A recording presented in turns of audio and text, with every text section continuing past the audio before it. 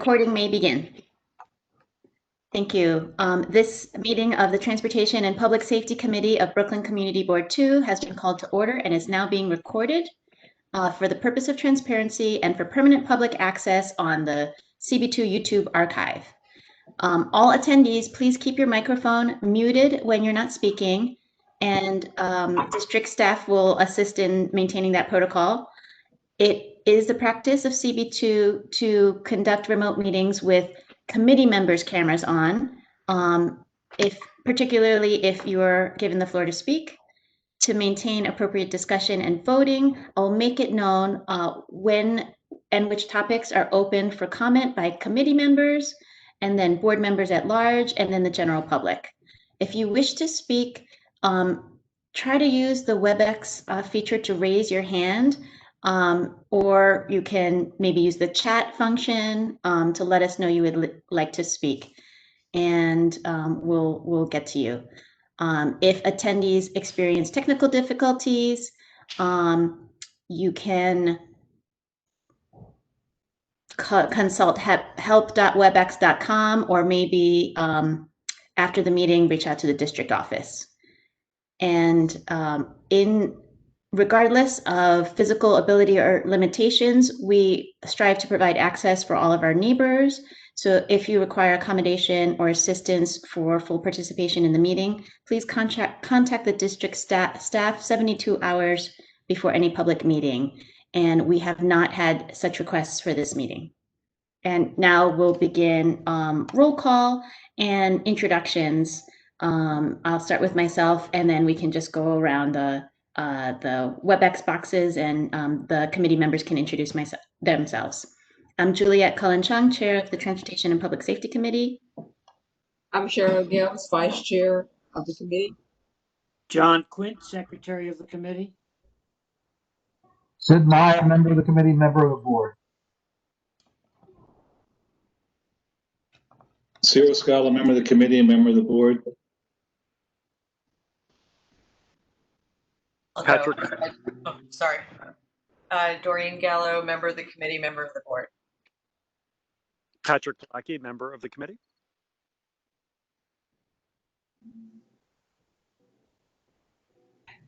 Caroline Todd, member of the committee. Brian Howard, member of the board and the committee.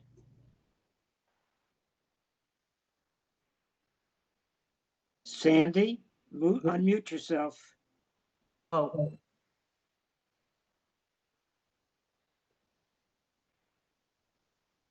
Ernie, you too. Say hello, Ernie. Can you hear me, John? We can hear you now. Okay. I know Sandy. Sandy, you still there? Hey, I'm okay. Good at this. Did I do it? Yes. Yeah, now we hear you. Everybody's here except John Dew. Is John Dew on? Sandy, go ahead and introduce yourself. Oh, I thought I did. Okay, Sandy Balboza, committee member. I have everybody here except John Dew. Has somebody's called in? I assume that's not him. Okay. So okay.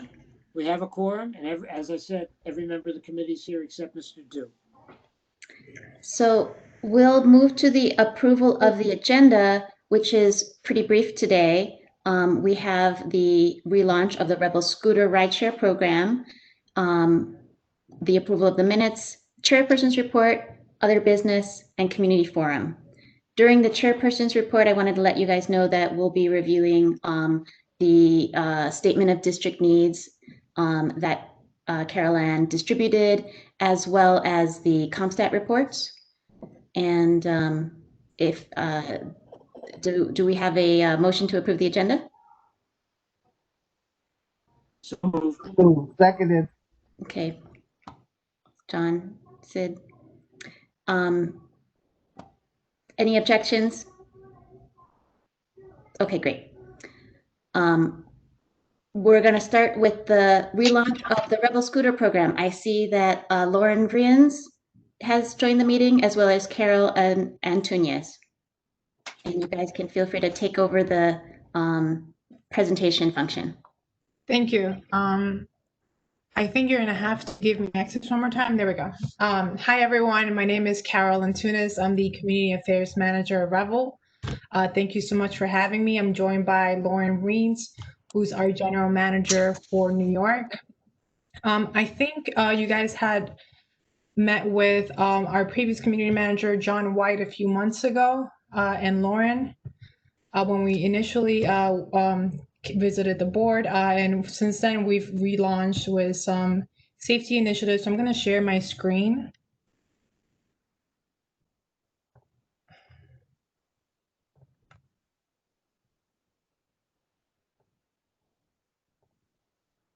I don't want to bore everyone with a long presentation. I think for the most part, most folks are familiar with Revel in the area. So I'm just going to move through this fairly quickly so that we can really have some time to do a Q&A. I'm sure everyone will have several questions. So Revel, we're a street legal vehicle that parks on the street, no sidewalk, pretty space efficient, quiet, 100% electric, rather affordable, only $5 to sign up, $1 to start, and then 35 cents per minute. That is how our fee works. We're a local employer in New York. We have over 300 New Yorkers working. It's actually 329 to be exact. We don't do the gig economy. So every single person at Revel is an employee with benefits, the same ones that our CEO has, same ones I have. And we work with local workforce partners like, say, Nix Alliance, Brooklyn Workforce Innovations, really to hire within the community, as well as the New York City Small Business Services, who we've hired over 65 different folks from. From the very beginning, Revel has always been about access and giving everybody a way to get around. So just providing New Yorkers with more options. So we have an access program that offers 40% off every single ride. And as part of our new initiatives, we're also providing those folks with free helmets, but I'll talk about that a little bit more ahead. And Carol, you may not have known, but we did hear a presentation maybe a year ago from Revel when you guys first launched or expanded your launch. Wonderful. So we're interested in maybe the updates. Okay, great. Particularly the safety updates. Yeah, so let's just go straight to that. So as you guys know, with COVID, we did a lot of stuff around that. We did a healthcare program where we provided over 3,000 nurses, doctors, hospital staff with free rides.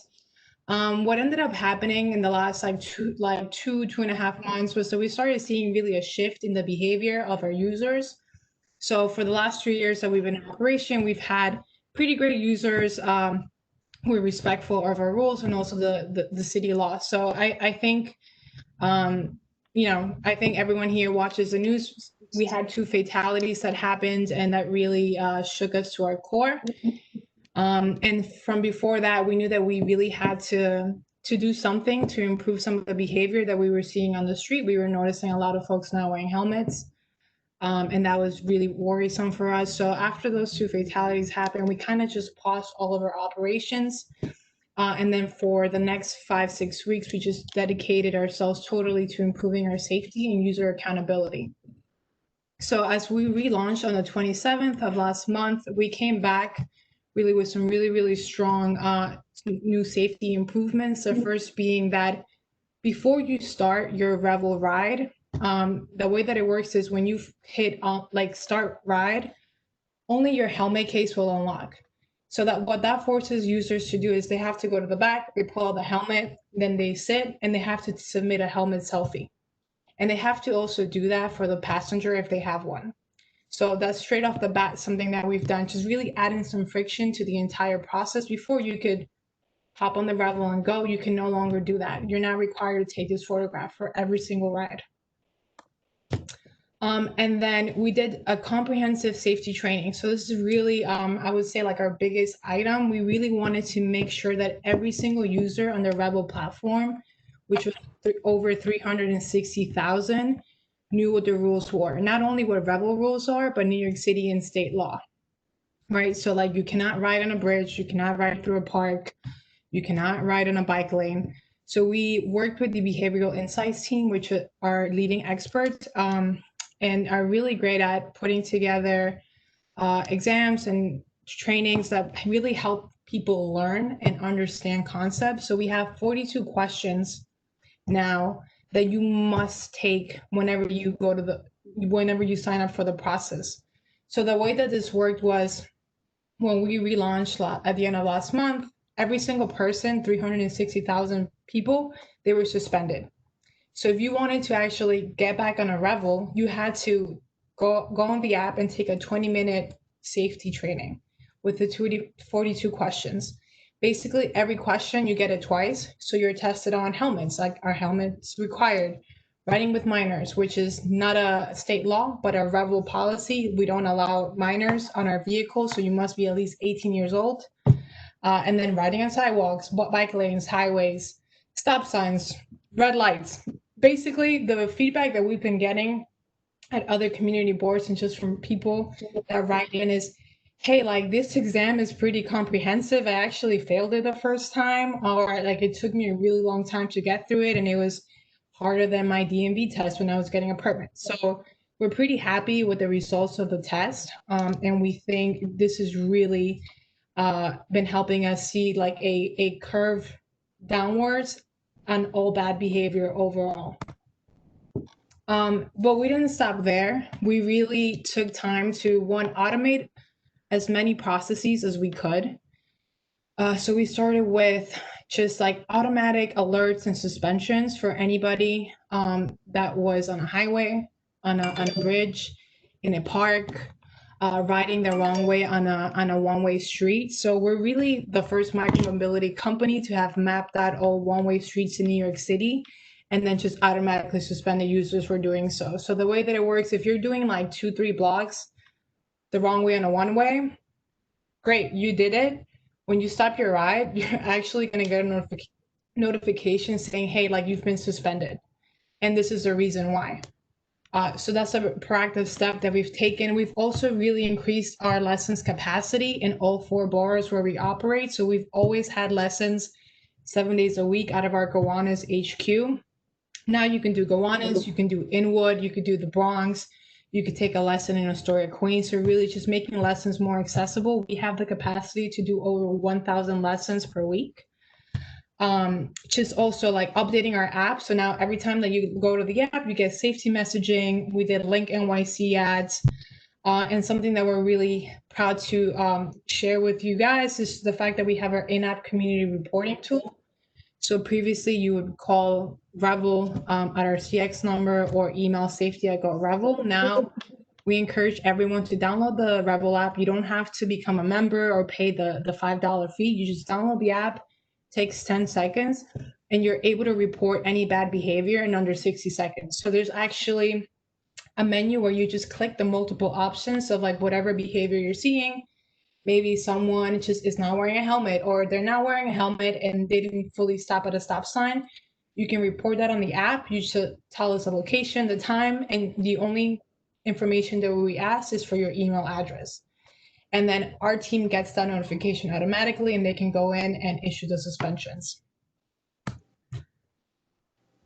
This is just a little bit more on what we've done. We've actually temporarily shut down our service overnight. So when Revel first started, when we were here last year, our service was closed from midnight to 5 a.m.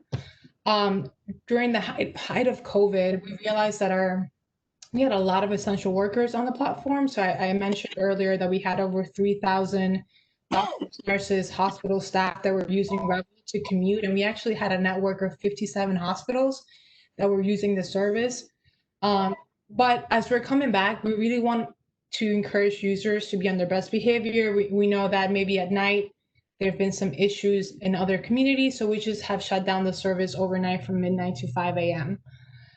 We heard people on like, hey, like, you know, I'm not wearing a helmet. I used to wear a helmet, but because of COVID, I'm a little reluctant. So we've made helmets available on our website at cost. So we actually lose money doing this. We don't make $1. We sell them even cheaper than what we purchased them for, which is only $35. And then you pay for shipping and handling, and you can have your own helmet. And like I mentioned earlier, if you are part of our access program where you receive 40% off, you also you can request a free helmet. So I feel like talked a lot, so I'm just gonna open it up for questions. So thank you. Thank you, Carol. Is there anything that Lauren you wanted to add before we open it up to the committee members? No, I think it'd be best just to move straight to questions. Okay, committee members, I think you can feel free to ask. I don't see any hands raised. Oh, can you hear me? Oh, go ahead, Sandy. Okay, you broke up a little bit, so some of it I couldn't hear, but how do you know if somebody's riding the wrong way? Is it, does the machine tell you, the bike, or does somebody report somebody doing the wrong thing? So the great thing about Revel is that every vehicle has GPS technology built in. So we just use the GPS pings that we get to kind of automate that entire process. So with the GPS, the thing about GPS in New York City is that it's not super accurate just because of the density. So what we do is if you're riding 2 blocks on a one-way, then we know for sure because we'll get several pings and we can just suspend that account. If someone rode like a fourth of a block on the wrong way, then that's a little bit more difficult and we would need someone to report that activity. But for the most part, if you're riding 2 blocks, 3 city blocks, like we can just use technology to know. So the next time I think one just went by. So the next time, Not Revel. so the next time they try to use it, they would be suspended. They wouldn't be able to access it. Right. So like what we don't do is stop your ride mid-ride because it's fairly dangerous on the city streets. But once you conclude your ride and you end your ride, the next time you would try to log in, you would actually just be suspended. So you wouldn't be able to do so. And what do people have to do to get off suspension? So the way that we have it set up now is there's really not much the user can do. So like we're being very strict about making sure our users are being good neighbors.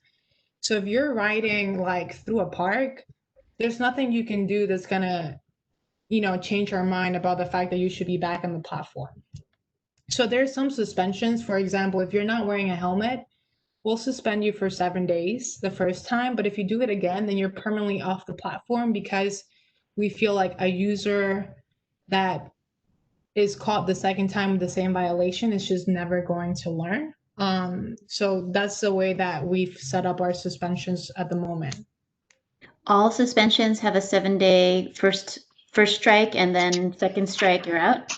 No, so some of them, depending on the gravity. So if it's no helmet, then it will be, if maybe you did like 1 block on the wrong way, we'll do 7 days. But if you did like a bridge, a highway, or a park, that's just a permanent suspension. So it's not even a suspension, you're just kicked off the platform. Better terminology for it. Okay, Ciro? Yeah, you mentioned something about the bike lanes. I wasn't at the first presentation, so I may be redundant, so I'm sorry. But how do you keep Revel bike riders out of bike lanes? So unfortunately, GPS technology is not precise enough that we can use technology to detect when a rider is on a bike lane. So really with the bike lanes, we rely more on the community reporting as well as our staff.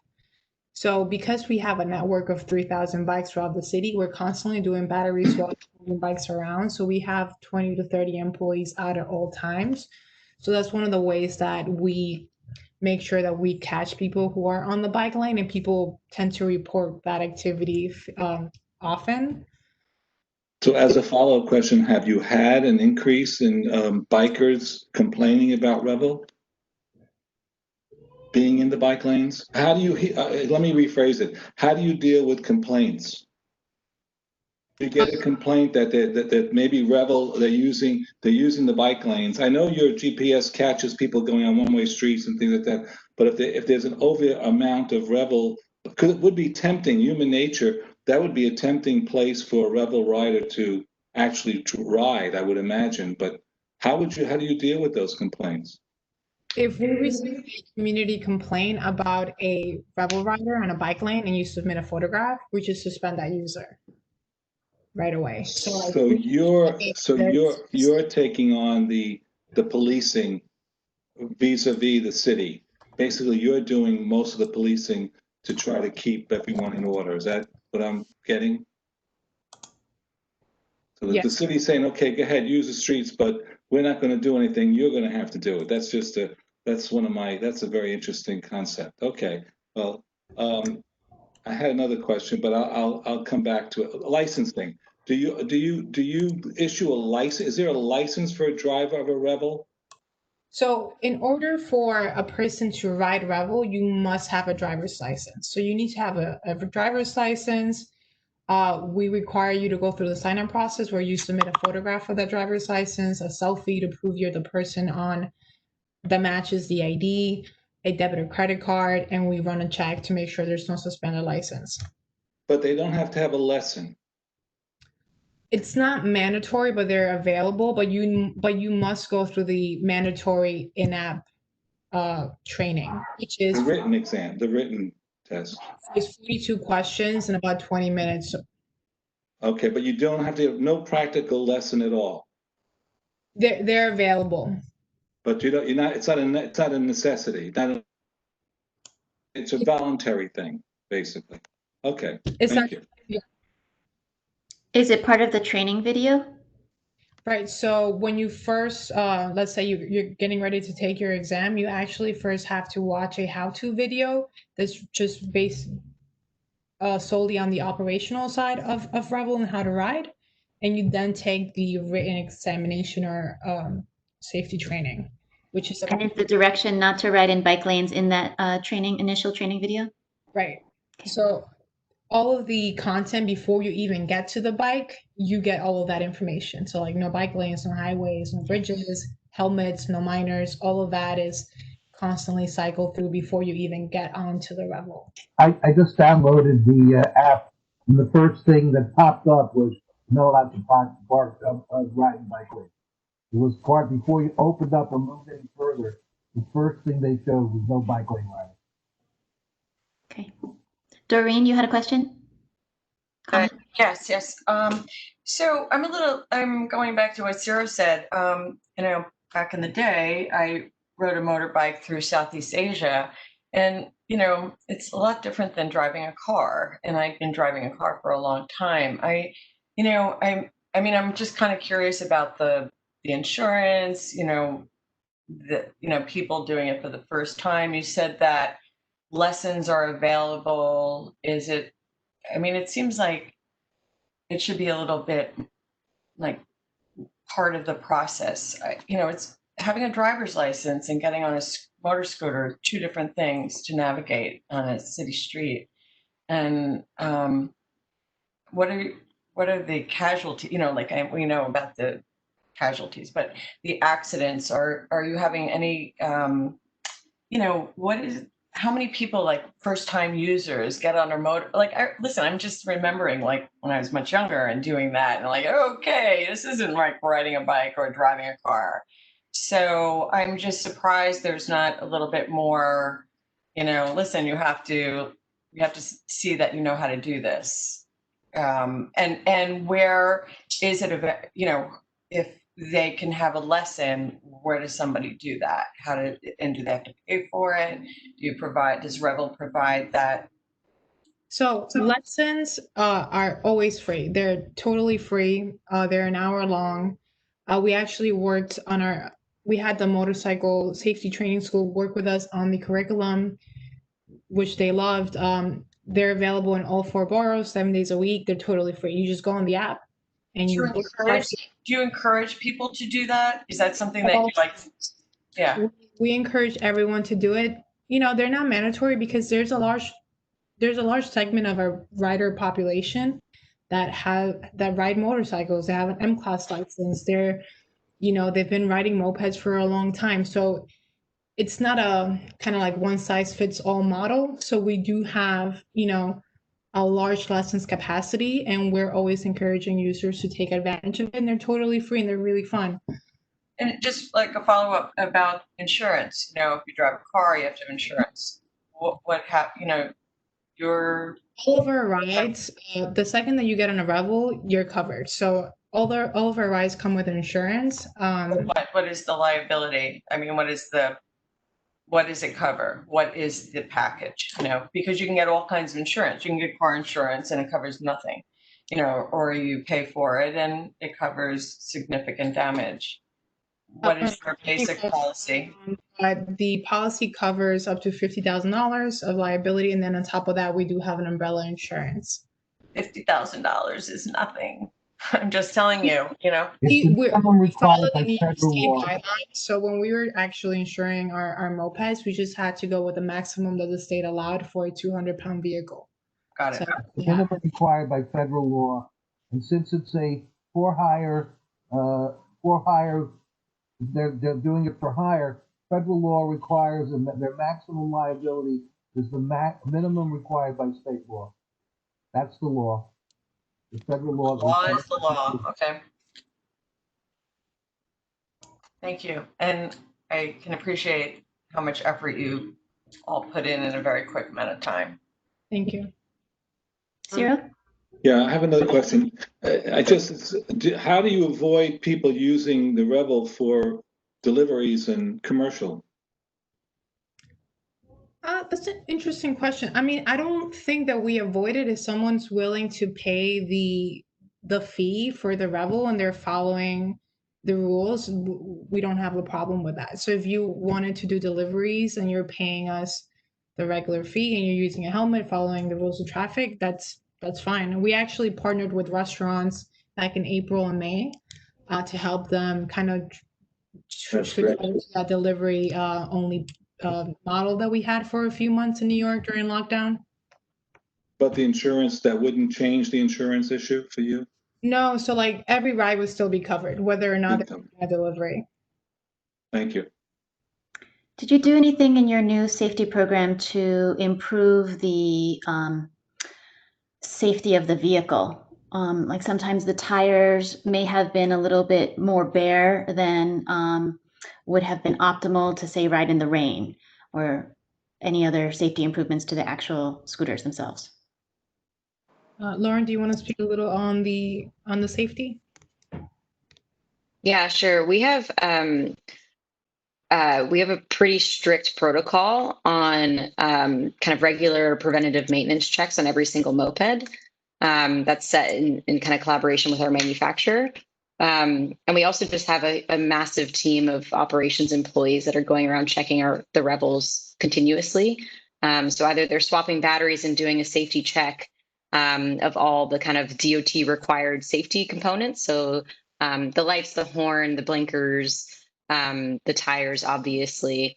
And so that happens on an almost daily basis. And then we also have kind of regular interval checks as if it's a car. So at, a 2,500 mile increment, the entire moped is brought back into the shop, and anything that has a wear and tear kind of end date is replaced and repaired.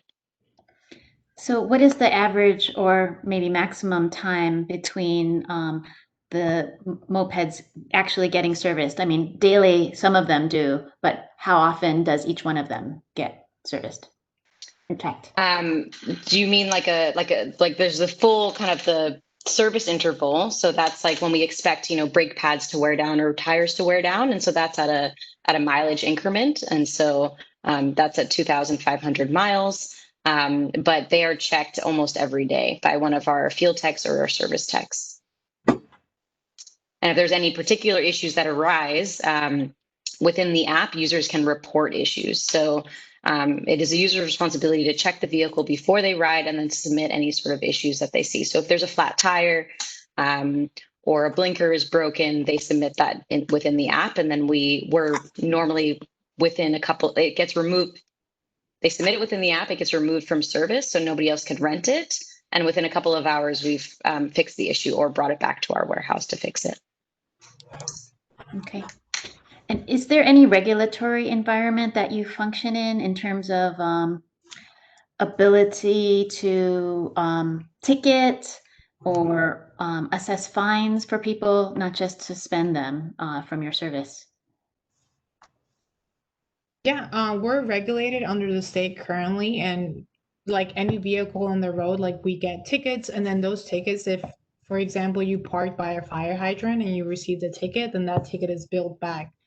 So I mean, like, instead of suspending people, because that may not be enough of a deterrent, is there a monetary fine that you could impose on people? And did your behavioral scientists think about that as a, you know, alternative mechanism to get people to do, you know, operate them properly?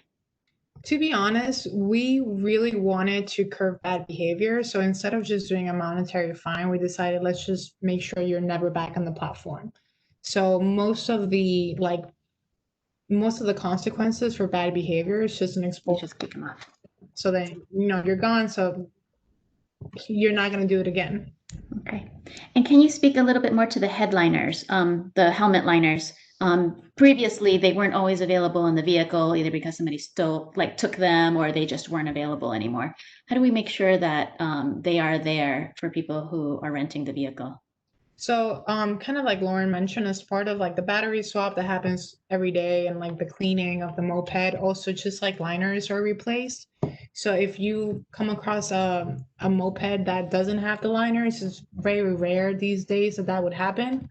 Maybe that vehicle was just extra popular that day. But they're constantly being replaced, and we do bags of 20 or 30 liners so that we know like the next user is going to have them. Even if the moped had 10 days, 10 rides that day, and there is 2 people per ride, we know that we have sufficient liners to cover. Are you allowed only to pull 1 or 2 liners per ride? Because some people steal them, is what I'm saying. Well, yeah, there's no way for us to kind of prevent that, but we are constantly replacing them. Obviously, in a time of coronavirus, you know, people that may have been part of the reason why people weren't wearing their helmets. Sandy, did you want to speak? Yes, can you hear me? Yes. Okay. So I have 2 questions. Why not mandate 1 in-person class for everybody, whether they ride a motorcycle or they've ridden a motorbike or any other kind of vehicle? Why not just mandate it so they really get the message that that safety is a priority and obeying the rules is a priority? I think this is really a question of access. You know, there are a lot of instances where people just don't have like the dedicated time to go in, but they have been riding a motorcycle their whole life, or they've been riding a moped for a really long time. So, you know, for someone that's maybe like working an hourly job, it could be difficult to just kind of mandate something across the platform. What we can do is just make, you know, lessons extremely accessible to folks. So we have them in all 4 boroughs, 7 days a week, all day. And we have a very, very comprehensive safety training in app that you take. So we have loads of videos on just like how to ride, and you can go on YouTube and also find more videos. We have all of those tools are in app as well. So really there's something for everyone, but safety is at the core of everything Revel does. Okay, and I have 1 more question. So, well, first of all, when you came like 2 years ago or a year ago, you seemed more concerned about whether they were going to park the moped correctly, like they weren't going to block a fire hydrant or something. They seemed to be focused more on that than safety. And then you had to pause because there were some crashes. So I have a question to, I don't think Doreen asked this. So if you have the passenger, is the passenger and the driver equally insured? Yes. So if they're both hurt, they both are insured, or one or the other? Okay. Both. So when you are starting a ride, we ask if there's 1 or 2 passengers in that vehicle, and that helps us determine the level of insurance.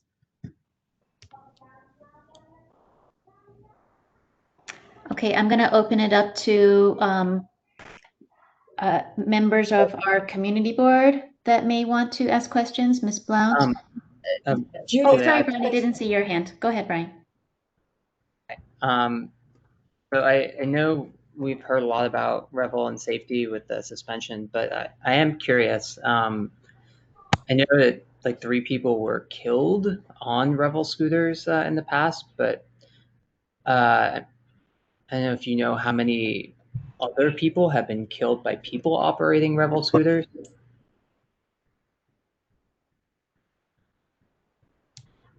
I believe the answer to that is 0. Okay, I think that's a key point when we're talking about safety. And I know that it was said earlier, harder than a DMV test to get a permit to drive a car. And I think that that's really telling given, how much smaller a Revel scooter is. And I've never been on a Revel scooter. I can't because I don't have a license. But I don't know if you're familiar, there's an app called the Reported app that allows anyone to report a TLC licensee for bad driving of any kind. And this seems your changes to the app to allow people to report bad behavior seem very much in line with that. I just wish I could do it for drivers and not just people on Revel scooters. So thank you. Thanks. Juliet and Cheryl? Yeah, just one. Cheryl, you're muted. You asked how many passengers, 1 or 2. There should only be 1 passenger on a Revel bike. Am I right or wrong? No, so the vehicles are big enough for 2 riders. They were meant for 2 riders. So like you could ride solo, but 22% of our rides are actually 2 passenger rides. No. Well, there is the driver. I call the person in the front the driver, and the person in the back is the passenger. But I've seen them with 1 person riding in front, and there's 2 people sitting behind. Oh, that's different. No. So when you said 1 or 2 passengers, I was like, really? They're allowed to do that? I've seen that. When I say 2 passengers, I include the driver. So the limit for the vehicle is 2. So 1 or 2, you're okay. If you're 3, like that's not allowed. So obviously you would. So maybe you need to put that also in your safety package because I've seen that. Okay, that's if it's skinny enough, they'll fit 2 others behind. We hope that was common sense, but I'll take that feedback back to the team. Thank you. On your website, I just checked it out. Is there a way for somebody to quickly go to your website and submit a picture of a non-compliant rider?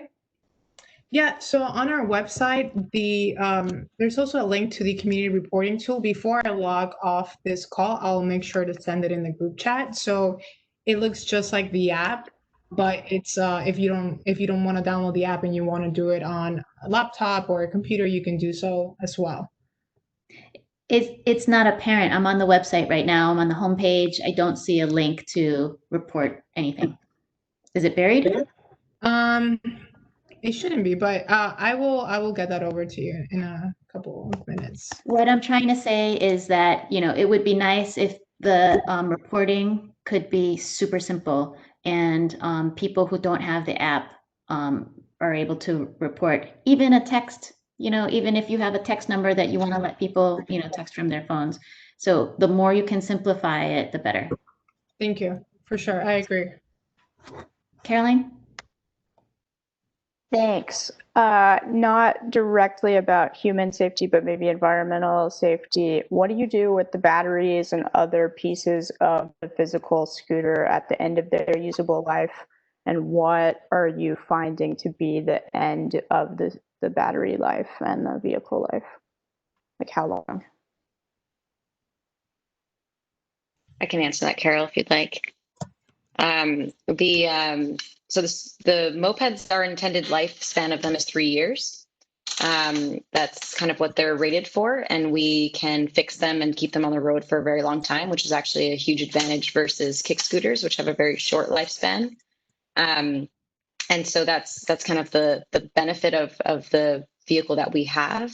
Our batteries are intended to also last that long. We do sometimes have 1 or 2 that we have to recycle if it doesn't work anymore. It's a dead battery, and we use a national company that's rated for recycling lithium-ion batteries specifically. Cool. So if I don't actually know how big your fleet is How big is your fleet? It's about 3,000 mopeds in New York. It's awesome. So like if there are 3,000 and like 1 or 2 out of 100, so you've disposed fewer than 50 batteries. Yeah, I'd say probably around that. Oh, yeah. Cool. Great. Yeah. They're very good quality Panasonic cells, which is they're rated very highly. So great. Thanks. No problem. Okay, I'm going to open it up now to members of the community board. I know Ms. Blount is on, and then I wanted to recognize a new member of the community board. Her name is Kate Gilman. She's the phone number caller. She's thinking about joining the committee, and she's sitting in to participate for a while. So if either of you guys have anything to add, you can feel free to chime in. Okay. Hearing nothing from those members, I would like to open it I up have to. one question, one more comment, Juliet. Okay, Cyril. I was just going to say, I think you guys are doing a really great due diligence job in trying to put together a lot of facets of your business without the state or the city getting involved. You're giving them, it looks like you're giving them a real lease on life there, because you guys are doing a lot of work instead of what our city fathers should be doing. And I think I congratulate you for that. I think if you keep it that way, you'll go far. But there are areas where you may have some issues that I think could happen as far as bike lanes and things like that. But Thank you. I would add, I'm pretty impressed. This is Patrick, member. I'm impressed by the, I didn't realize you'd gone this far.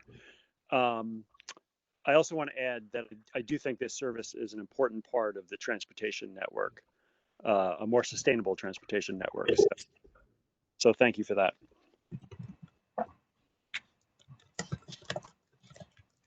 Okay, thank you. I'm going to open it up to members of the public. Carol-Ann, did anybody sign up to speak? Sorry, I just want to flag that we do have a hard stop at 7 because we need to jump to another call. So I do apologize. Fantastic. We have other things to do too. No hands. No hands. Okay, I'll just give it a couple more seconds to see if anybody else would like to say anything. Something. Can you see me? Oh, hey, Sandy. Yes. Would you like to say something? So just one thing about safety. The helmets are all black, correct? Yeah, black with blue lettering on each side. What about something that's more visible than black, like for night riding, like maybe the light blue color or some other more reflective? Yeah. We're definitely considering. That's a really great suggestion. I think we're kind of exploring what the helmet design can look like in the very near future. Just speaking of nighttime, I think that the closing between 12 and 5 is really smart. As people start going out more, except for healthcare workers, of course, people are more likely to be drunk after midnight. So I think that's being cautious to do that.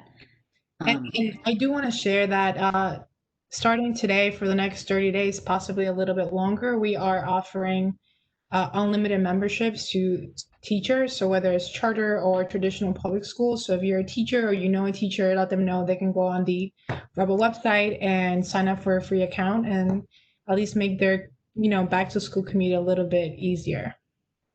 That's great. Oh, I had one more question about do you disable the scooters in torrential rain? Like not while somebody is on the scooter, obviously, but after it's parked? Yeah, so we're always monitoring the weather. So if there's heavy rains or snow or like extreme winds, we just shut down the system.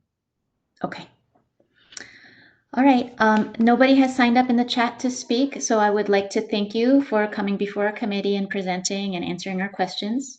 And good luck in the continued outreach to the community. Thank you so much for having us. Always a pleasure. Okay, thank Thanks you. for having us. Have a good night. Have a good night. All right. Thank you. So as they're signing off, I think our next agenda item is the approval of the minutes. Motion approved. I think it's just, if you have any comments, you can give them to the district office. And I think it's just, you know, the John may have made a track changes edit. But if there are no more edits, we'll move on to the next thing. Thank you, John, as always, for your excellent meeting minutes. Oh, that's getting a little dark here. Next, I'd like to share the CompStat report. Is there any way, Carolyn, that you could pull it up on your screen? Sure. Okay, thanks. I'm going to turn on my light.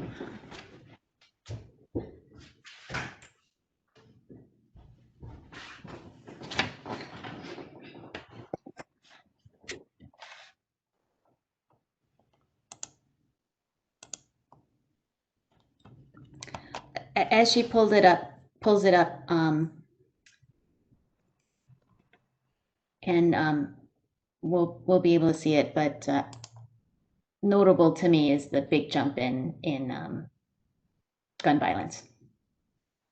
And you know, I'm sure everybody's seeing the news and hearing about it happening throughout our district and beyond.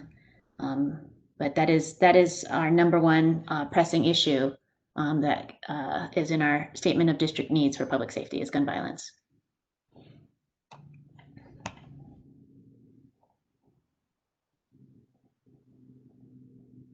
Okay.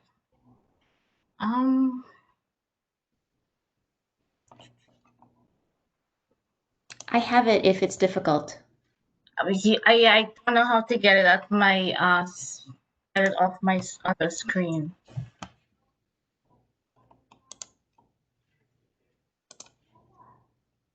Taya, can you help?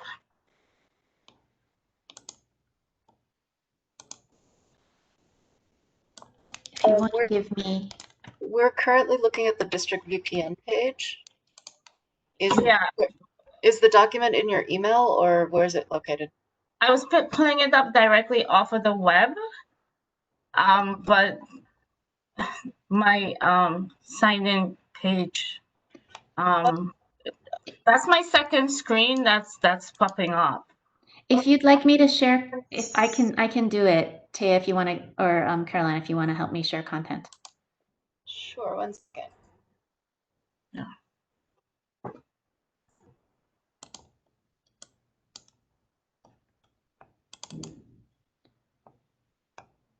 Okay. Did it pop up? Yes. Okay, so this one is for the 84th. And I can make it bigger. Okay, is that visible for everybody? So 84th, and Cheryl, feel free to jump in and talk about the precinct council meetings. If We've not been having any of those meetings. Okay. No. I did see that one was scheduled for an outdoor meeting, perhaps? No. We have no meetings, and the city has to decide whether they're going to do Zoom calls, but you know how it is. It's up to the city. Okay. We've had no meetings. There was one outdoor meeting. Yeah, but that was your NCO meeting. Oh, okay. That was not the community council meeting. That's your NCOs are continuing to have their meetings. That's good to know. Yeah. They're still doing the community outreach. Yeah. So you can see, you know, there are certain areas that have increased 300% greater. And then there's some that have decreased, like robberies, grand larceny. So that is positive. I will just pull up the other one.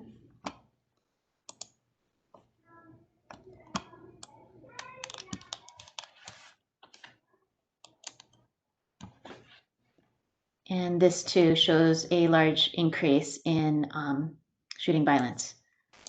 17 victims and 12 incidents so far to date. And I think Carol Ann mentioned that it did not include by the date the most recent activity that has happened.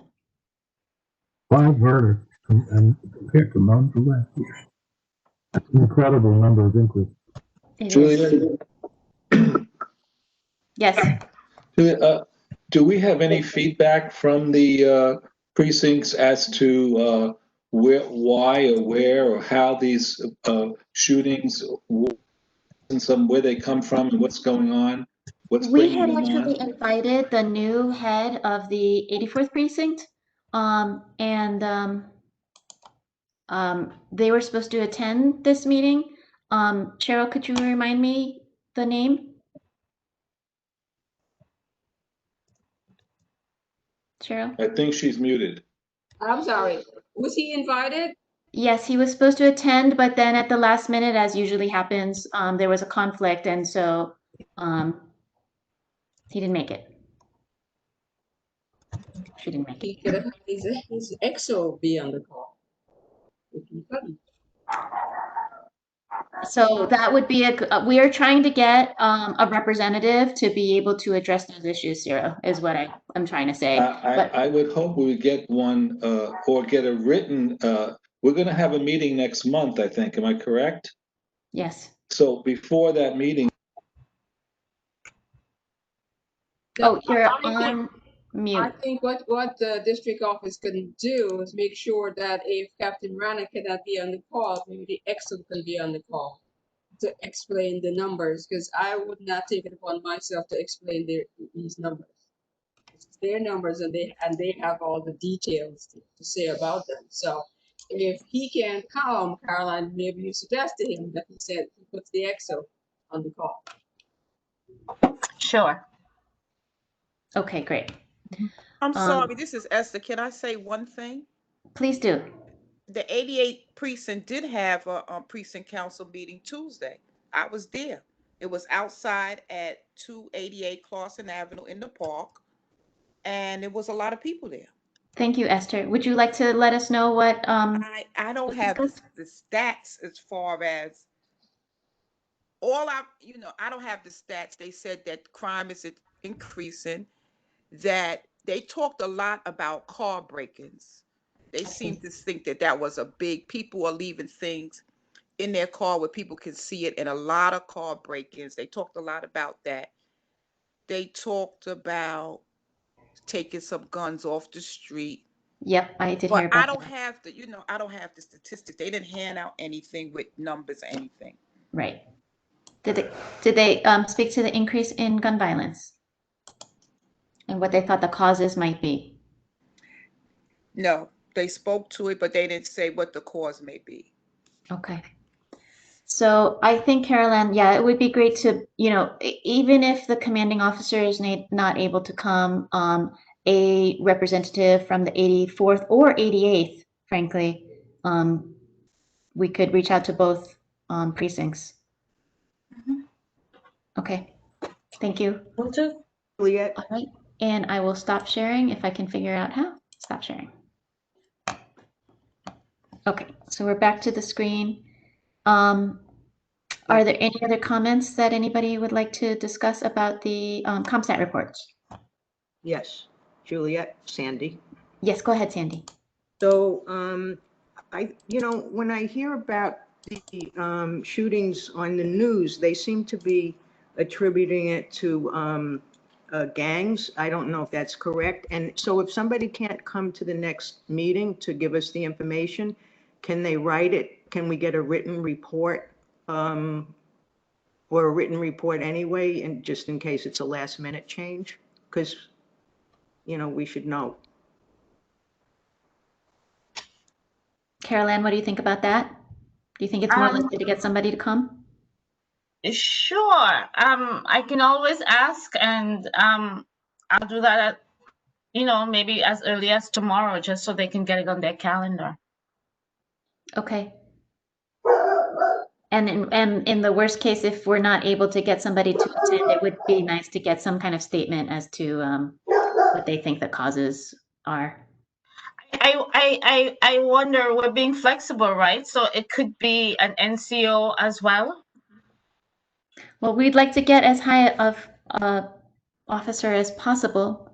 Okay, so the XO or the commanding officer. If possible, but if not, then we'd like to get somebody who can speak, and maybe the head of the NCO unit, as opposed to a particular neighborhood, which may not be seeing, if we get Brooklyn Heights NCOs, that person may not be seeing the violence or being addressing the violence. Okay, gotcha. And may not be on the gang unit or specifically focus on the gun task force. I think that's what we want to specifically address, is the gun violence. Juliet?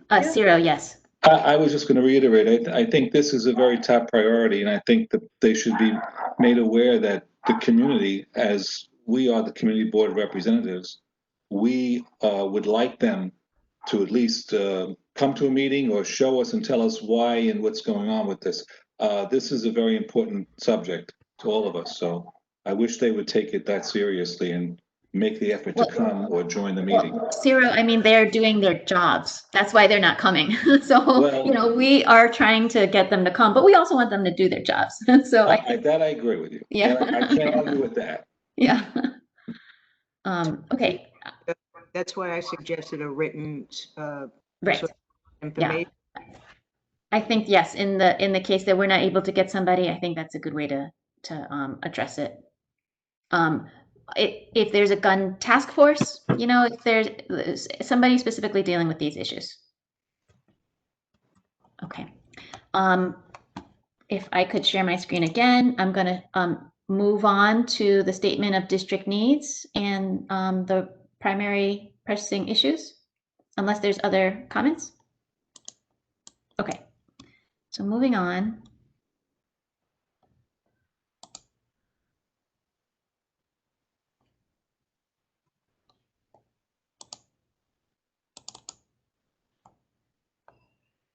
Okay. This is the language that Carol Ann put together.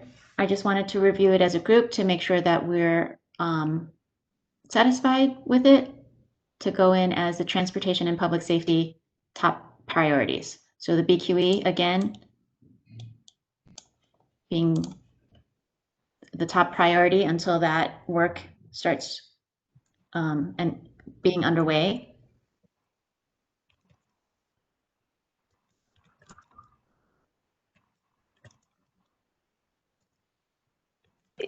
It doesn't specify any support for a particular plan. It's just putting this on the agenda. So if you, as a committee, want to add anything to this, now's the time to do it. Point of clarification. So are we saying that this is the biggest issue with transportation? Transportation. Okay, so just transportation, not transportation and public safety. Okay. Right. But it is one of the top 3 pressing issues or as was voted on in the whole community board. Okay. Good to know.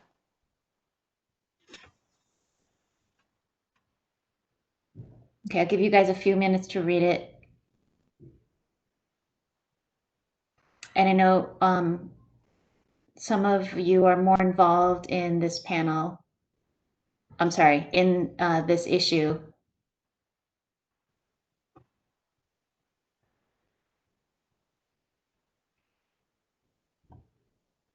I do. I mean, I think this is a good statement. It's there are a lot of unknowns here, and it's just a very different situation from even 8 months ago. And but I think what this says is keep it on track. Yes, and it's urgent. Because this one actually can't wait. Okay. I would echo that too, Juliet. It is Great. a pressing issue, and I think it's a pretty a very concise way of putting a very big topic together.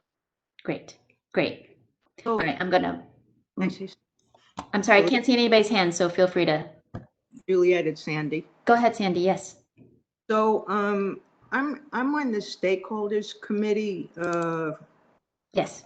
Number of people are as well, and I'm not aware of any follow-ups since I don't know when the last meeting was. Should we have somebody come to our committee to give us an update on where things are at this point? I think that's a great idea. I don't think we need to put that in the language here, but yeah, I mean, do we want to put into the language continuing meetings with the stakeholders and engagement? If you're saying that you haven't been engaged recently? Well, I'm not aware of that. I'm not aware that a meeting for the stakeholders has been called, in a very long time, and we don't know what's going on. So I wasn't actually thinking for our statement, but it could be that the community board wants to be, kept apprised of Yeah. the next steps or the delay or I whatever. think since this document will probably live longer, hopefully live longer than us staying informed, I think we should just try to get informed on the side of and not necessarily put that in this document. Right. But I think putting continuing public engagement is good. Caroline, if you could work that into the language somehow, that we support continuing public engagement on it. But really the work needs to begin immediately. And that's, this is our main priority. Okay. Yes. Juliet, this is Brian. Yes, go ahead, Brian. I'm sorry, I was not here last month. And I was wondering, I know that this has been the issue for several years. Did we put together this text last month, or? This is the text that was previously there, and I think Caroline may have wordsmithed it. So, Brian, last month's agenda was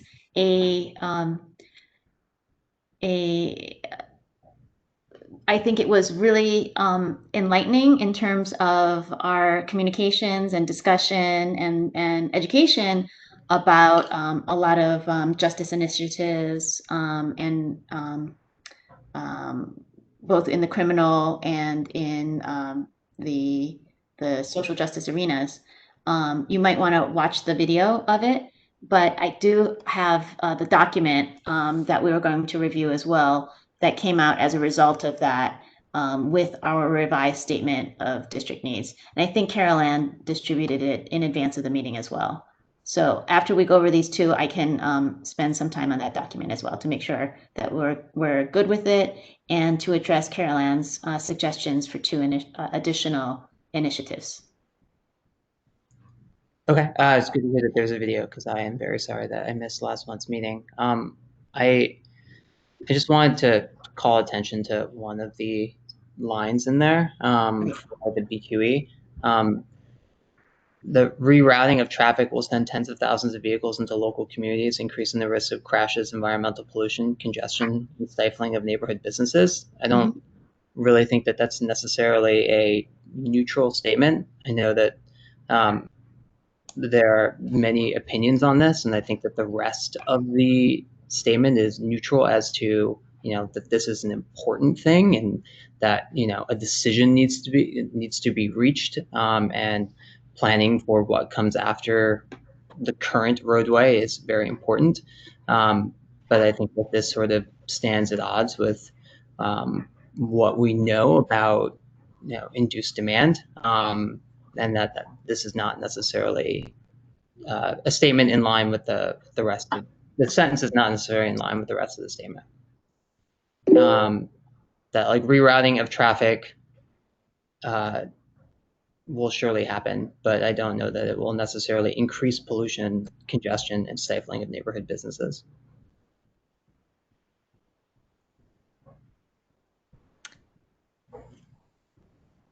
Brian, do you have an alternative inclusion? Because I think the community is certainly concerned about the traffic, rerouting of traffic. Maybe you want to reword it and add something to it, or change it in a way where we could make it amenable. But basically, there is a point to that. I think that's why we talked about it last week, last meeting, that it was important to address it. If you want to add something or change it, maybe that would be interesting too. Yeah, that's why I was, you know, asked about, because I think came up and I was not here. I think if there are diversions or the road is closed in some way, you will have fewer cars and fewer trucks, and you will probably have less total pollution. I'm just saying that I don't think that this statement is sort of, you know, we must build something, otherwise problems will get worse. And I don't agree with that, and I think that there are many who don't necessarily agree with that. I think it's more a sense of if no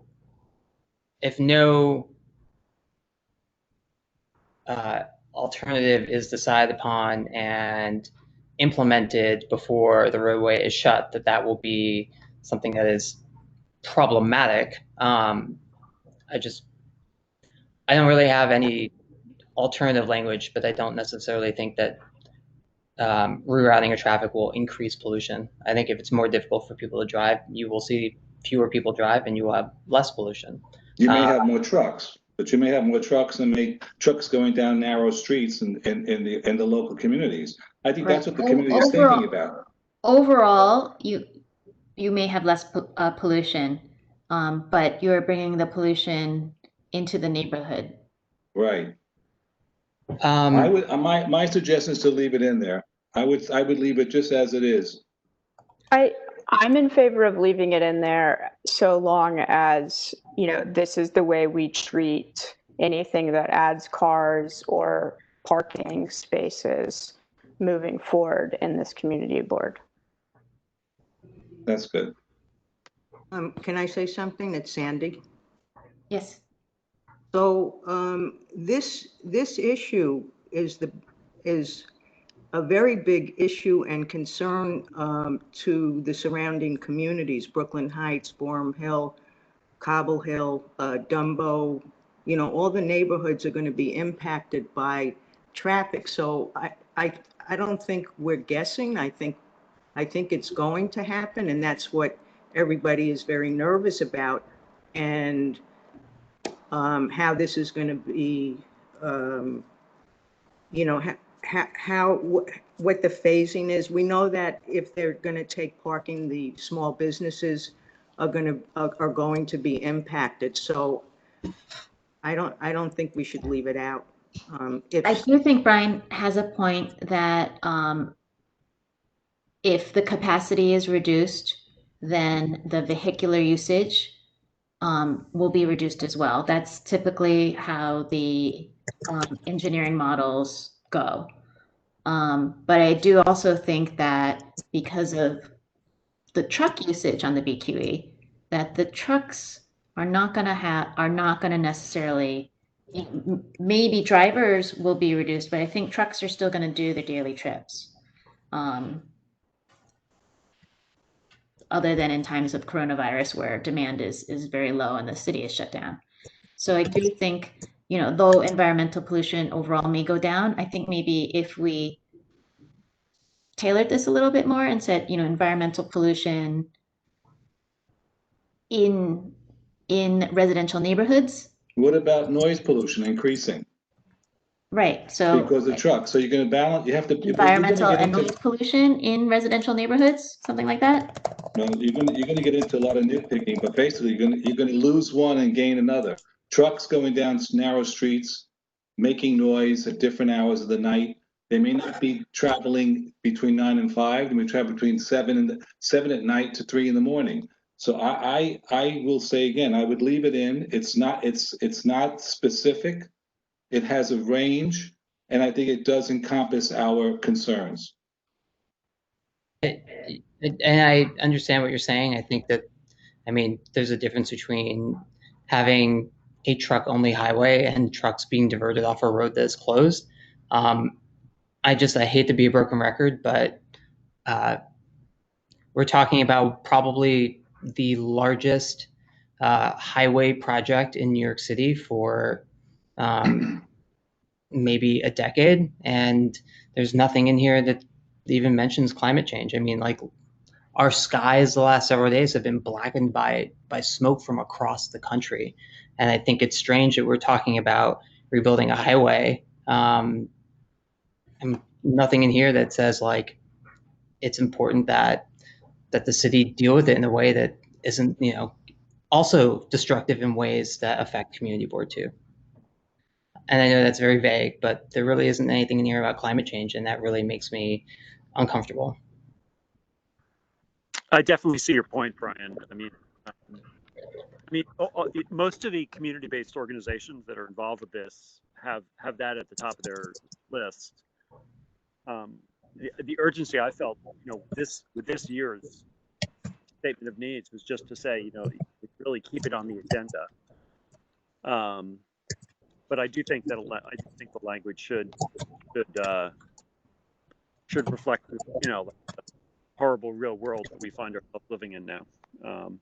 At least to say that the pollution is going to be in the neighborhood, you know, but induced demand will result in less traffic, or you know what I mean. So far we're not, you know, we haven't come out in support of a particular plan, but there are plans that are out there that reduce the capacity of the BQE. Do we want to phrase some support for plans that may benefit the climate? I think I would stick with more general design goals of like, and you know, like Brian said, these are vague things, but sustainability. Okay. Just to stay away from like the specific design options. I don't think sustainability in this case is the way to move forward, because that just means maintaining the status quo. I think we would have to say we want a solution that results in fewer emissions.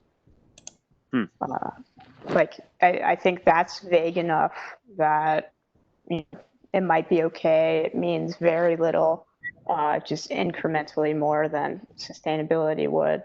But I do think that, you know, if we move forward with this precedent of having this line that everyone seems to agree with except for Brian about cars in residential neighborhoods, we are on the right path to get rid of cars in residential neighborhoods. I think you're making a good point. I think we could talk about something, add something like that into it. My only fear is that if we tamper with it now and we get into this conversation, we may be muddling it up and changing it a great deal. I think the idea of environmental climate change is important, and maybe we could include something, but I don't think we should go back and start changing it as it was done. Maybe add that to it. I think the result, what Carolyn just said was interesting. That may be a nice broad statement about the end result should end up with a very vast improvement of our environment. Could you make that statement again, Caroline?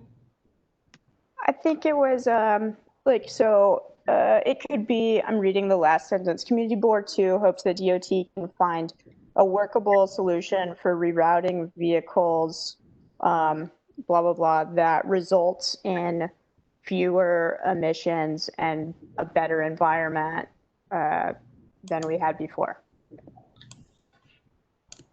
Can we say like that, just add on to whatever that doesn't worsen climate change? Great.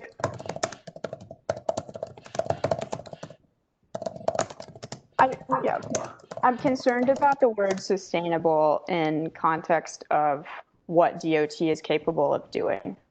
So I would like to leave it out. Okay, let me just write the sentence. Oh, sorry, and then sorry. we can Yeah, talk about it. So, okay, now I've lost track. Results in fewer vehicles, and then I lost track. What was the rest of it? Vehicles, fewer emissions, and fewer impacts to climate change. Does that work, Brian? And With regards to improvements for climate change. climate? Or in consideration of the climate? No, I just something. Trying to think of like the solution. Doesn't worsen climate change. Doesn't. I mean, it's a more ecological devastation. Lessons. I just feel like when we like, when we talk about climate change, I feel like when we start saying things like sustainable and ecological, that DOT, sees them as weasel words to find some way in which they have done something sustainably, but like lessen climate change is simple. Thank you. Sorry for follow-up. Thank you. Yeah, thanks, Julia. That works for me. Julia. Do we have consensus on this?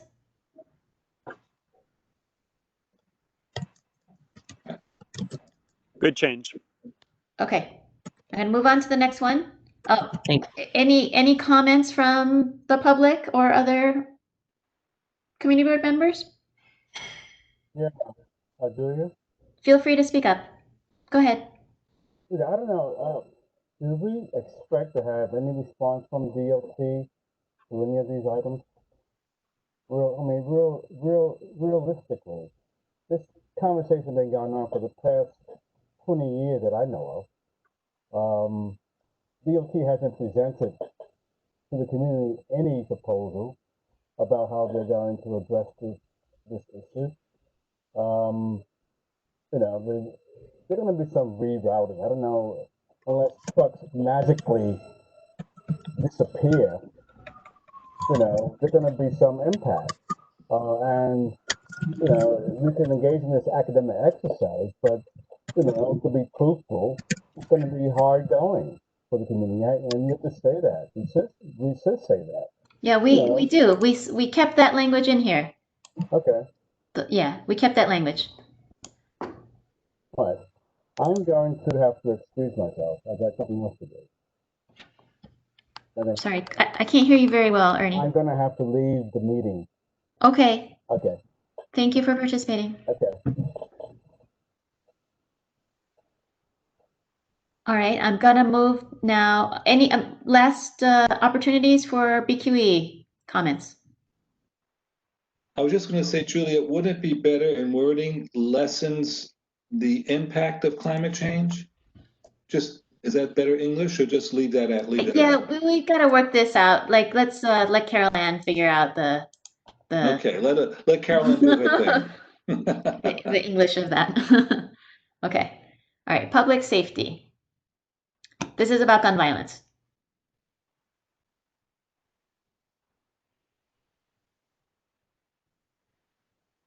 Well, violent crimes.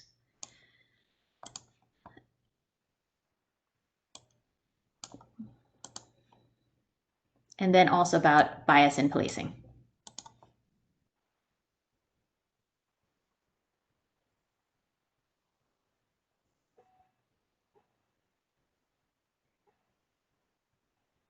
I think Carol Ann did a great job with this one, personally. This is very good. I thought it was well done, Carol Ann. Thank you. Do we have consensus on this one? Yes, for me. I agree. Yes. Great job, Carol Ann. You guys give me a lot to work with. Really nice. All right. I will not do anything with that one. Okay, so now I'm moving to our statement of district needs, which we went through last time. And Caroline, would you like to talk about your 2 suggested additions? Can you I will increase the size. yes. I have old lady eyes. Oops. Okay, here we go. Okay, so based on our statement of needs, we talked about using some of the funding that's coming out of the police budget for training. So I thought we should add the types of training as well, since that is a separate tab in the budget priorities. And that some of that funding can also go to youth crime prevention programs through the PAL program. And I was thinking with this one, staff and training resources, maybe we could combine that with the mental health one, and sort of take this part of it and make this its own statement. Expand opportunities for mental health experts, professionals to be the first responders for mental health emergencies, and then consolidate training here and add mental health to their training repertoire. So de-escalation techniques, bias training, as well as dealing with persons with mental health, homelessness, and other issues.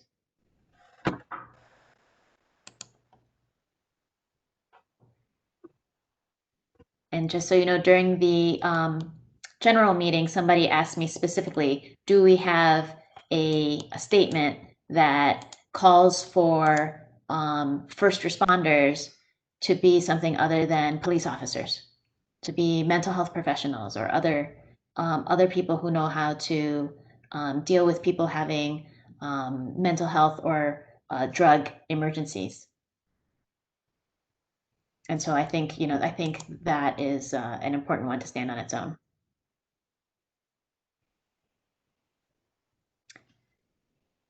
Is there any comment to that? If not, we'll move to the next one. Yeah, my comment is on the youth crime prevention programs. Are we there? Caroline, do you want to talk about that one? Well, the police department has the Police Athletic League, the PAL program, and so that's just sport.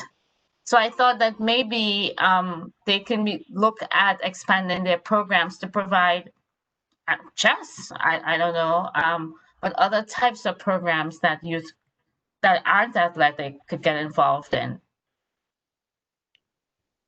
Yes, that second thing you say, I think, is a good idea. And I wonder if we could extend it to like holding apprenticeships and internships for youth with some of the alternative justice programs instead of the police.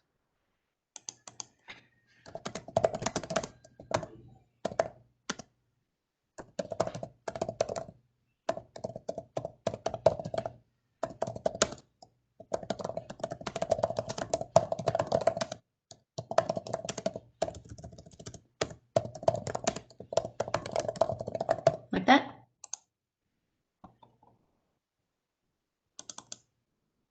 Or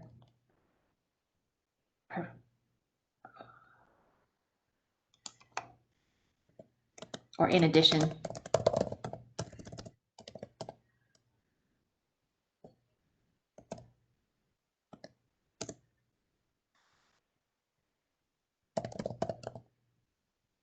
I think we have something like that.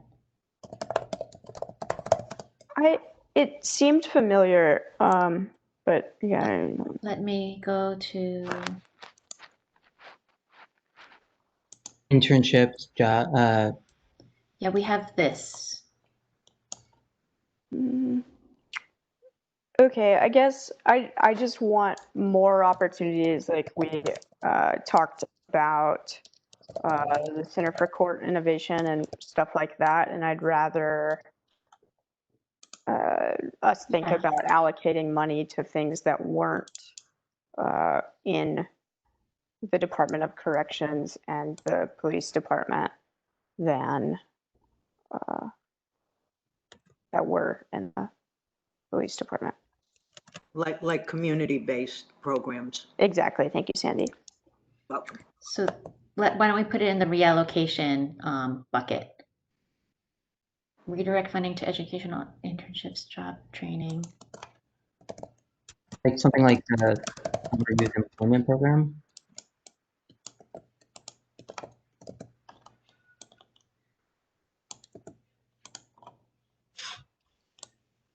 Since it's specifically outside of the NYPD, we're looking at job skills, internships.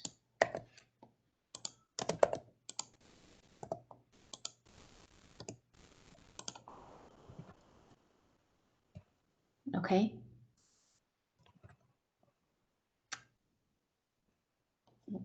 Are there any comments specifically about expanding PAL programs? Cheryl, maybe you have more experience. The way it is, because PAL does a lot already. They do have preschool and after school programs. And Caroline is right. Expand it beyond sports for teenagers. They already have that? Yep. PAL has preschool. PAL has after school programs. Yeah.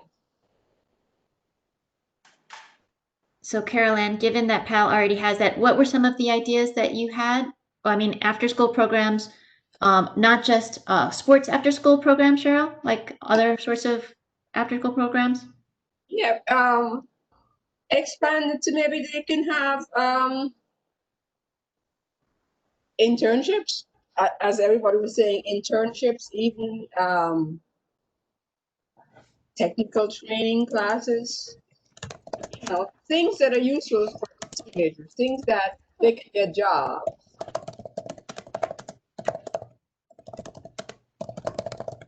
Okay. Okay.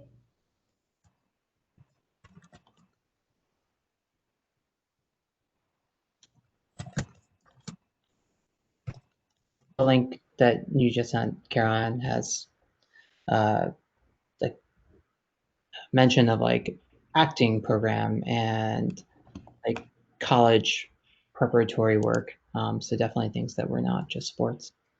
Okay, so they already have that. I don't see that.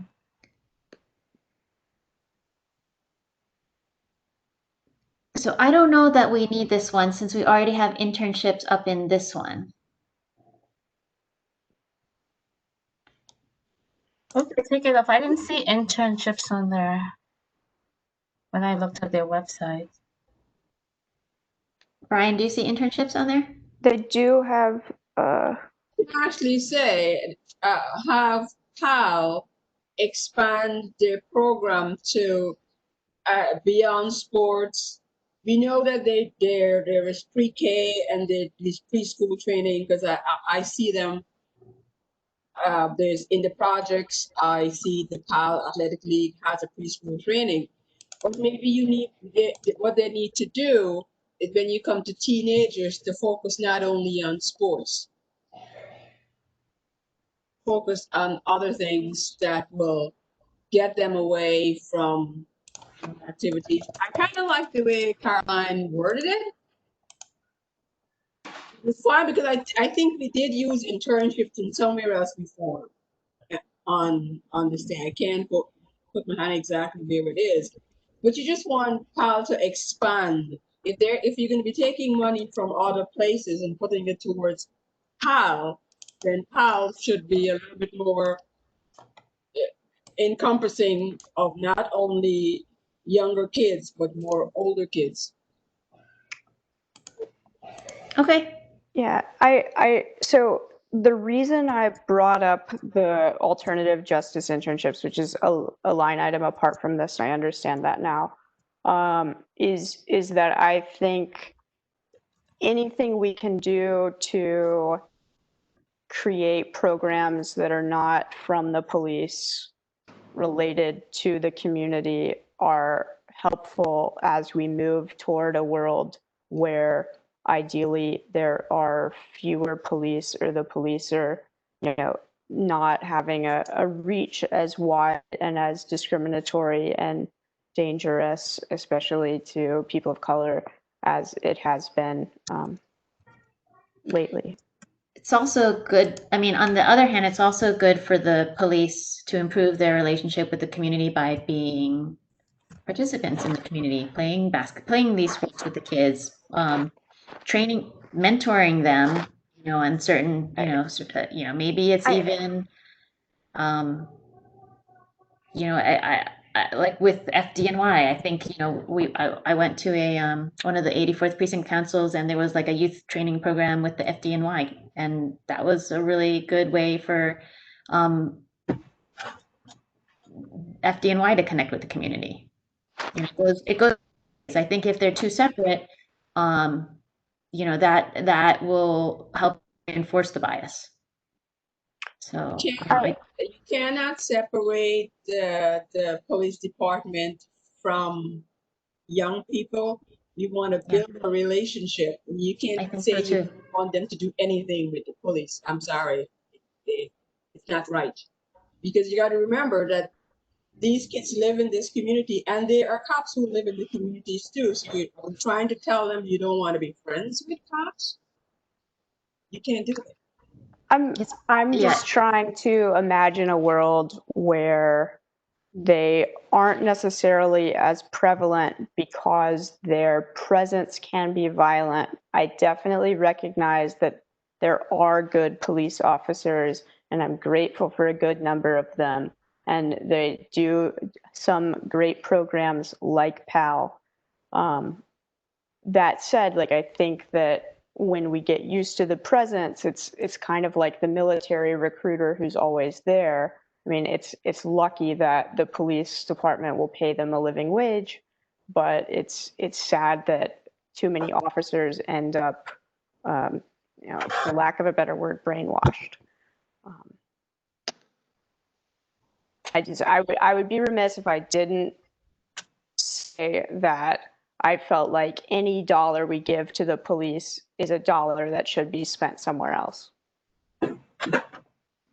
Cheryl, is there a brochure that the police department puts out explaining what PAL is that we can see? Do they have an actual written mission statement on it? I'm not sure, but I'm sure if we went online and went up on the police athletic leagues, I'm sure there was much information about that. And when you talk about PAL, the people who are doing the preschool training are not cops. They hire people to provide this service. Of course, yeah. So I don't know. Everybody has to, some people are pro cops, some people are against cops. But what my thing is, I don't want a world where children don't feel safe because they were brought up thinking that all cops are bad. I think that's what Juliet made that statement. I think that's a very good statement. I think you're right. They should be in the neighborhood. We should see them and be familiar with them, and not put them in another area where they look like them and we're here. So I think PAL, as I remember when I was young, it was a very interesting and good thing that the police did. But I don't know how it's evolved since then. But it must be a much bigger thing than it was before. It'd be good for us to know what exactly it does do before we start changing it or just adding to it. They may have those things in their mission as it is. Just we could put in our needs to encourage it and let it grow, and that may be something the community board should do. Well, then just leave Caroline's statement as it is. I think it does address that. Yeah, why don't we leave it as it is? All of these statements will be voted on in the larger community board. So the priority will be voted up or down by everybody in the community board. Can I just interject for a second, Juliet? Sure. On PAL's website, they do mention, I don't want to say the need, but that they see a reason to increase their programming as well. So just saying that that's part of their goals. What do you mean? On their website, they mention seeking to expand their programs. So this is Okay. one of their goals. Okay. That's good. I just wanted to Caroline's point. I think so. I didn't participate in like POW as like a regular thing, but I like ran track and often at POW meets. None of the people I believe who are like administering these programs are, you know, in uniform. And I think that this is like something that is often seen as different from like what the police department will often tweet about, like our officers playing volleyball with some kids as they did the other day. That I don't see this as being like, this shouldn't be an experience with law enforcement. These may be experiences with people whose jobs are law enforcement, but I would not phrase this as an experience with law enforcement. Because that seems to be somewhat at odds with our line from our statement being, you know, systemic over-policing of people of color. Do you think then it's not appropriate in our public safety district needs? You think it's more of a community affairs, yucca kind of thing? No, I'm not saying the statement. I think that the police athletic leagues activities can be positive, particularly because they aren't really seen as like interacting with police. They are like under the aegis of the police department in a way. But we're talking like people coaching students and people at this program teaching kids to act, and you know, various other, I think they said 1,500 students in the summer youth employment program. I wouldn't really say that this is an experience with law enforcement, and that's not necessarily something that we should having like a positive experience with a police officer. This is more like positive experiences with people in law enforcement as opposed to with law enforcement itself. I was just commenting on the wording, really.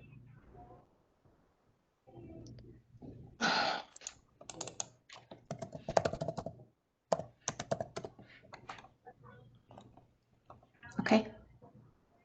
Do you want to, you still support it staying in?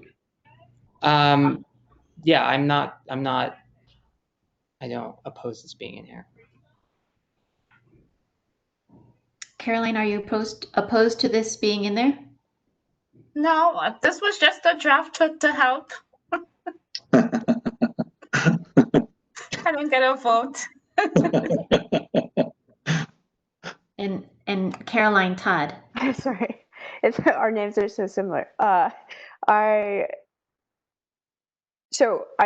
just did an internet search, and the Police Athletic League is a nonprofit independent group. I did not know this. And they don't wear, thank you, Brian, for that explanation. Like, I'm in favor of pre-K and stuff. Maybe it doesn't belong here if it's a totally, fine. you know, separate group. Everybody else likes it. I'm happy to fight over other things. I made my piece about, you know, if I have the opportunity to give $1 to the police or $1 somewhere else, I'm going to give the $1 somewhere else. I have no personal experience with PAL, so I'm not familiar with it. I don't know. Okay. I've had personal experience with PAL. I grew up in the streets. Are people interfacing with law enforcement personnel? Well, when we had the PAL on our block, we had policemen with, they wore, a sort of shirt with that had the insignia on it, but they didn't have the uniform on. but they were there to help us and teach us and for sports and a lot of different things. My experience, the experience was pretty positive in that sense.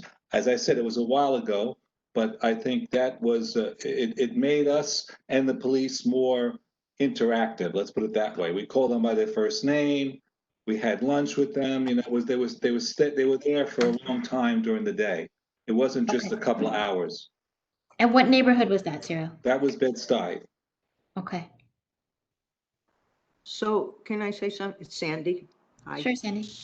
Yeah, so I think the idea, and I haven't been part of PAL, but the concept is to, I think it works both ways for the kids to see the police in a different relation. Yes, I agree with you. Yeah. And then for the police to see the kids differently. I mean, it's two ways. I mean, I taught for a long time. I taught for over 40 years. So, you know, I think it's very important, that relationship, as opposed to just the police in the uniform. I mean, police are people, you know, they're not just, they don't just wear uniforms 24/7. They have families, they have, you know, so I think the understanding that, you know, police are family people, they're people in the community that help, is a good way to change the perception. Okay. And then again, for the police to see the kids differently, not all trying to, you know, do something bad. That's what they're looking for normally. It's a different dynamic.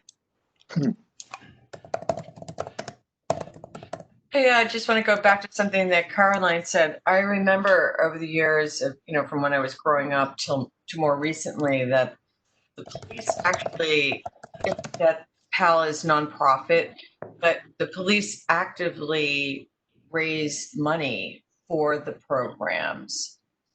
I mean, I've donated in the past. I mean, yeah. No, and they.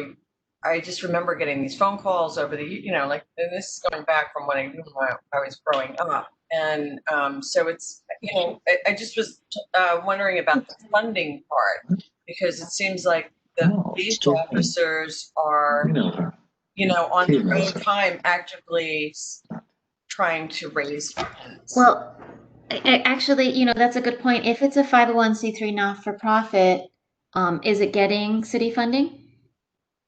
Yes. Okay. Okay. Probably through DYCD.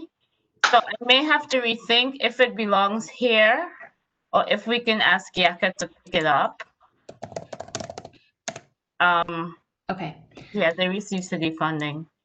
All right. As long as it's getting city funding, let's keep it in, and then people can vote on it in the greater community board. So I added the people in law enforcement. I made it both ways, the positive experiences. So it's, you know, between the community and people in law enforcement. Okay, so I'm gonna move on. The other ones are the same as before. And Brian, you have it in your email. And anybody else who missed last month's meeting has it in their emails. So we will submit these as our statement of district needs. There is one addition I wanted to just let you know of. The Economic Development Committee, Bill Flanoy was kind enough to send me his proposals as well. They do have a funding priority that is provide funding for employment programs aimed at reducing recidivism, offering formerly incarcerated individuals ongoing support to build career capital and financial stability. So, you know, they have sort of promoted a similar agenda as we're promoting. So I just wanted to let you know that's on their list as well. And having said that, I'm not going to get into every single one of these because you have them and we went through them very thoroughly last time. So I will give the screen back to the meeting.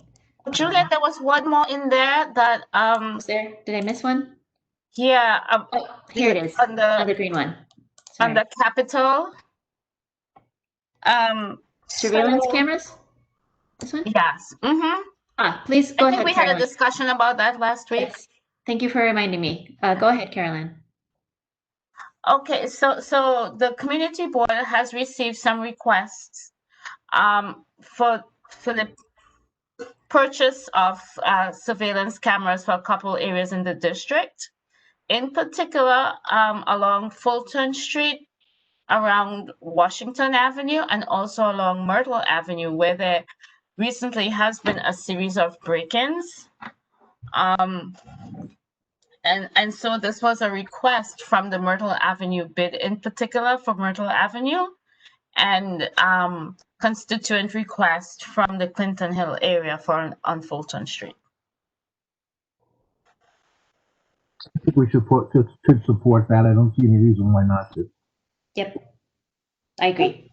Great. Thank you, Caroline, for the addition. Oh. Surveillance cameras, Caroline? I'm opposed, but you know. For privacy? Yeah, I mean, we have civil liberties, and I don't want to live in a militaristic state where, you know, anyone can watch me doing anything, and we don't have proof that they make things more secure. If you look at the London bombings, there was surveillance everywhere. But it's if the majority, that's fine. I'm not going to convince anyone who's in favor of surveillance cameras to be opposed to surveillance cameras in 5 minutes. So I'm it's in okay. agreement with you about surveillance cameras, but I'm not going to. I'll go with the group. It's good to hear you guys. You know, I appreciate the diversity of opinion, and you know, I'm glad you are able to speak about that. You know, if you want to have the opposite on there too, we can talk about that. I also support those comments, and also don't think it's worth getting into. Okay. All right. Thank you. Are there any other additions that people have been thinking about since our last month? Okay. If not, I'm going to move on to other business.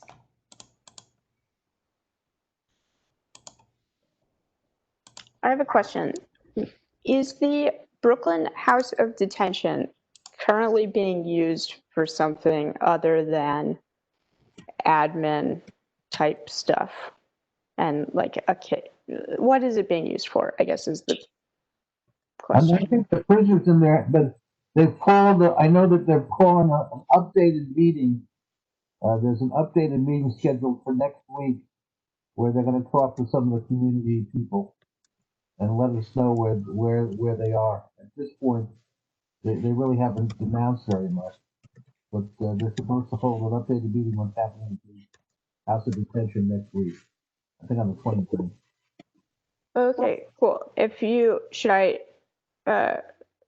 How can I find out more about that? Because I just heard about it at a meeting I was at, and I wasn't personally invited, so I'm not exactly sure. Okay, I guess so it was empty, and the thing that tipped me off was every Saturday there are a ton of police vehicles parked illegally in the blocks around it, up Forum Place and State and Smith. And so I noticed something must be going on. Well, there's still central booking, you know, there's still central booking. The police bring people down to central booking on State Street. So that's, they may have been bringing people in from the night before that have been brought down to central booking to be booked.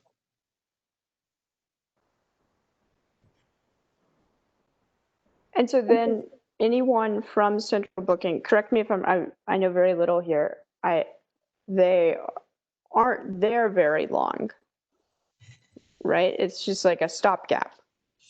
No, they're there until they're arraigned, and on the weekends they may not actually be arraigned until Monday. Okay. They're not running the night court like they used to. I'm not exactly sure, but you know, they hold, you know, they go down to central booking, the complaints are filled, right, and then they're held until they're arraigned before the judge. And then the judge will settle, then, you know, then the judge will decide what they're going to do. And most of them now, unless it's a violent crime, most of them are released.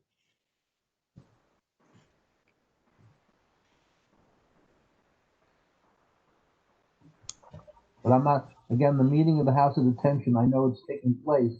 I haven't been invited, so I'm not exactly sure what they're going to do. Carolyn, have you heard anything about it, or if anybody from the community board attends that meeting, could you let us know how it goes? I believe Rob attends that meeting. I'll follow up with him on that. Thank you. Juliet? It's the mayor's office who's called the meeting. Thanks, Sid. I Yes, couldn't- Sandy. I couldn't hear what Sid was saying because I have been involved in the whole process with the jail and the, you know, but I couldn't hear what Sid said because it was a little muffled. He said he was he just found out about a meeting about the House of Detention, an update that's being organized by the mayor's office of, I'm not sure if it was the Mark J. Mock J, and so would that be, I'm on the NAC, the neighborhood advisory. Were you invited to a meeting? I haven't heard about it. Okay. So that's why I'm asking, but now I'm gonna look into it. Thank you. And other business, Patrick, did you want to talk about that task force? Yep. Thanks for that prompt. So the community coalition for the BQE, more BQE comments, has put a request into the mayor's office. Actually, it's had Steve Levin's office put in a request for a task force, and this is a long time, or this has been a persistent request through this whole process. There have been a few community meetings, but they tend to be kind of like just these mass meetings and, you know, not very clear agendas. So the idea is to create a regular meeting of regular agenda and key points, reporting, modeled on the Lich task force that's in place. And you know, just one issue that stands out, there was a request for repaving, and the DOT said, okay, we're going to do it, and they actually did it this past summer, but it turned out it was only the northern end of the roadway, and the rest of the community was just like, you know, so frustrated by that, and that sort of information could have been shared and discussed in a meeting of that sort. So that's what we're asking for. It's going to be a long time coming. They just, you know, DOT is, I don't think, is so excited about the idea, but that's the request that's in. And of course, we would have community board 2, of course, would, and other community boards would hopefully be a part of that. That's it. Thanks, Patrick. Go ahead, Doreen. So I attended the meeting Senator Kavanaugh had with the MTA for the Rutgers Tube rehabilitation, which is the tube between East Broadway and the York Street subway station. I'm on the chat. I'm going to post the website. It's really, they did a great presentation, I have to say, and you can see it. And there's all the information there. So it's getting late, so I don't want to drag it out. But the whole idea is to rebuild it, so for resiliency and yada yada. And so if, like, say the electricity went out, there would be, you know, a backup generator for at least 2 hours. They're improving cell service. I asked, and Suzanne Quint, a CB2 member, we were in the chat asking, you know, you were able to ask live questions, and they were answering about the York Street.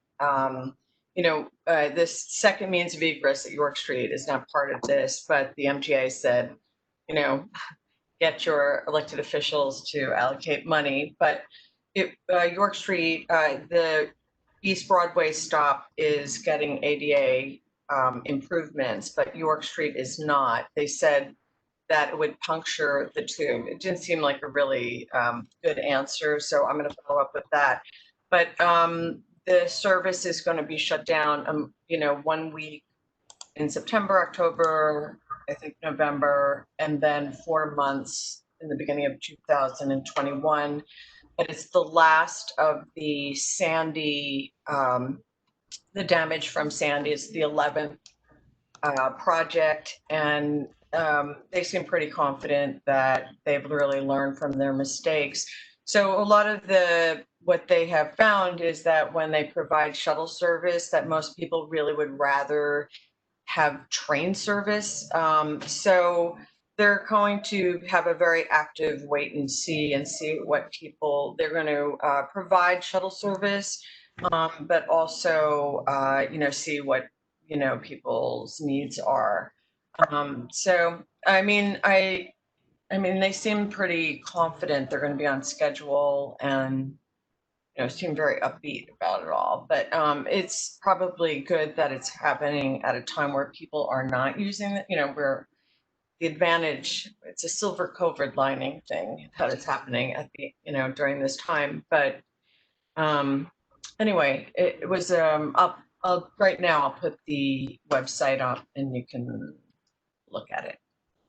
So any specific questions, please feel free to ask me, but I think everything you'll see on the site.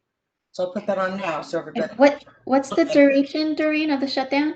It's going to be 4 months in the beginning of 2021, but for a solid week. And the dates are like the 14th to the 21st of September, and on the website it gives the dates, but a week almost every month.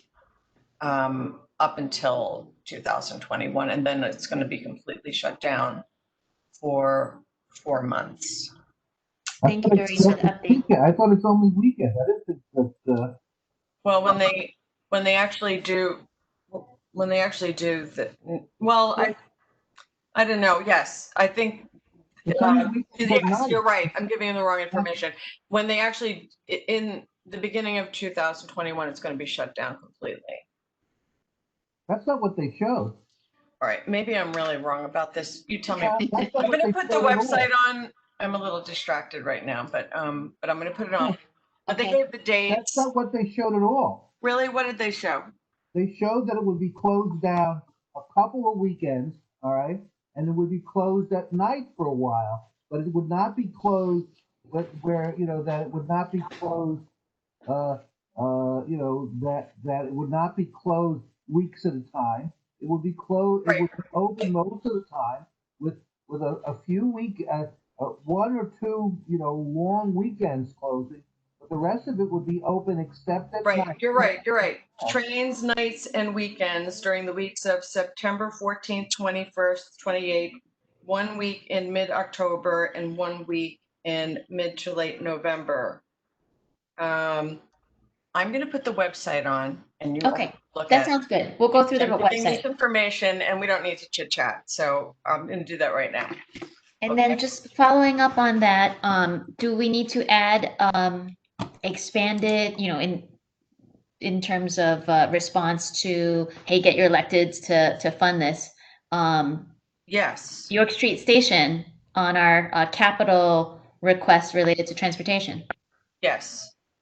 Okay. So, I mean, it was always on there. So, yeah, they really need to. I talked to Dan Wiley before the meeting and then after the meeting, and he said that Nydia is still trying to actively get the money for congestion pricing. So, I don't know. We're trying to schedule a meeting to try to get her to get funding for that. It's a federal. The MTA. I don't know. He seemed to think that had to be federal funding. So. Oh, okay. I'm not sure. Okay. Carolyn, I think she's right. It did used to be on here, but I don't see it. Did we remove that accidentally? Yeah, it used to be on here. It used to be kind of at the top. Yeah, I think we need to make sure that it's on there. So we'll just go back to the previous. Yeah, make sure it's on there. I'll follow up with Caroline tomorrow. J.info. Okay, Jax Rutgers. Here we go. if there's no other business, I would like to open up for community forum. If there's any other members of the community that are left on this Zoom call, feel free to speak.